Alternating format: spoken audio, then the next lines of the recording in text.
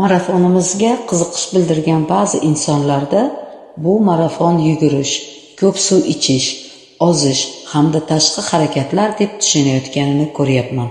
Shu sabab savollarga javob berib, marafonning asl mohiyatini ochib bermoqchiman. Yo'q, bu marafon fikr, ong va ichki holatni poklash haqida.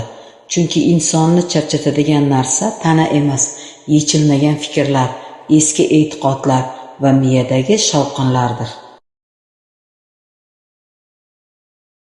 Tanani yuvsak yengillashamiz. Xuddi shunday miyani keraksiz fikrlardan tozalash ham miyani yengillashtiradi. Bu marafon fikrlar uchun tozalovchi imkoniyatdir.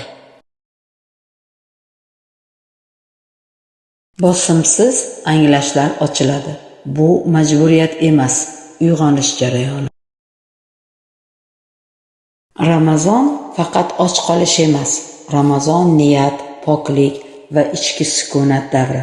Agar miyada shovqin bo'lsa, ibodat ham charchoqqa aylanadi. Bu marafon Ramazonni xotirjamlik bilan kutib olish uchun. Ichida charchoq sezayotganlar, hayotida bir joyda aylanib qolganini his qilayotganlar, ko'p negalari bor, ammo javob topolmayotganlar, o'zini ayblashdan charchaganlar uchun. Bu marafon kuchli bo'lish haqida emas, o'zingni eshitish haqida. Yengillik, ichki tiniqlik, o'zingizga nisbatan yumshoqlik, qarorlar aniqroq bo'lishi, Ramazonni boshqa darajada his qilish. Bu marafon hayotni o'zgartirishga majbur qilmaydi, lekin ko'p insonlar hayoti o'z-o'zidan o'zgarishni boshlaydi. Bu yugurish emas, bu majburiyat emas, bu ichki poklanishga muloyim taklif.